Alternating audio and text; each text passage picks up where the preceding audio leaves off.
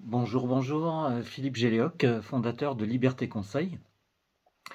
Là, je voulais en fait, aborder une petite citation de Sartre. Sartre, Jean-Paul Sartre, en 1945, fait une petite conférence qui va finir par être en fait intitulée dans un livre qui va finir par être intitulé en fait «L'existentialisme est un humanisme» et dans cet ouvrage-là, c'est vraiment très, très succinct, mais encore une fois, ce n'est pas un ouvrage à la base, c'est simplement une conférence qu'il fait devant tout le monde. Il va lui-même être, surpris que l'éditeur en fait, transforme cela en livre sans vraiment le prévenir et puis publie cet ouvrage qui, encore une fois, au départ, est une conférence. Et qu'est-ce qu'il nous dit, Sartre, dans cette conférence? Il nous dit une phrase qui est assez connue de tous les élèves de classe de terminale en philosophie. Il nous dit, en fait, l'existence précède l'essence. L'existence précède l'essence. L'essence, L apostrophe, E, 2 S, E, N, C, E. Donc l'essence, L apostrophe, essence. Vous voyez? L'existence précède l'essence. Mais ça, en fait, c'est pour les humains.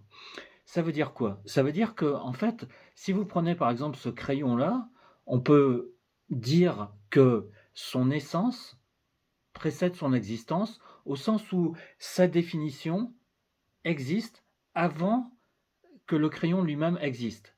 Ça veut dire quoi? Ça veut dire que quelqu'un, par exemple, qui va construire un crayon, qui va construire un portable, et cetera, il va d'abord y avoir une idée, en fait, dans la tête de l'artisan, si vous voulez. Sartre, lui, parle du coupe-papier à l'époque. Donc l'artisan va avoir, une idée de ce qu'il veut faire, il va avoir la définition, si vous voulez, de l'objet dans sa tête et ensuite il va faire être cet objet.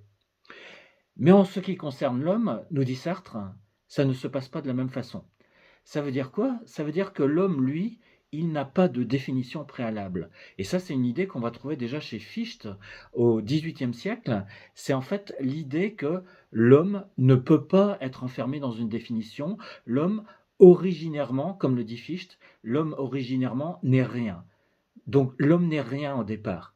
Et qu'est-ce que ça veut dire? Eh bien, ça veut dire que s'il n'est rien, il a à se faire être telle ou telle chose dans l'existence.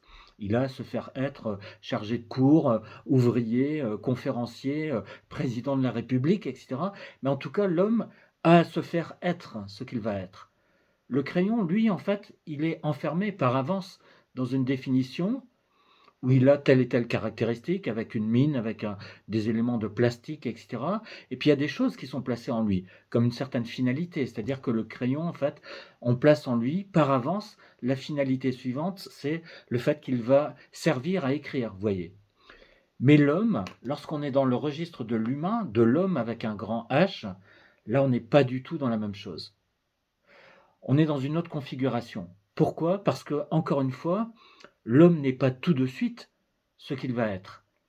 Ce qu'il va être, il faut qu'il fasse des efforts pour se faire être cela même qu'il va être. Vous voyez? Il va falloir qu'il fasse des efforts pour, échapper, par exemple, en tant que femme, il va falloir faire des efforts pour échapper à cette idée que les femmes, c'est, Kinder, Küche, Kirche, comme on dit en allemand, c'est-à-dire les enfants, l'église, la cuisine, vous voyez? Donc la femme va devoir faire des efforts, par exemple, pour échapper à ce en quoi on voudrait l'enfermer. Et il va falloir qu'elle fasse un travail sur elle pour se faire être chef d'entreprise, peut-être présidente de la République, peut-être comme en France, ministre, par exemple, Premier ministre, pourquoi pas. Donc il faut faire des efforts sur soi. Ça veut dire que au départ, en fait, on est, comme le dit Fichte, on n'est rien, rien de particulier, mais ce qu'on va devenir de particulier, il va falloir faire en sorte de se le faire être d'une certaine façon.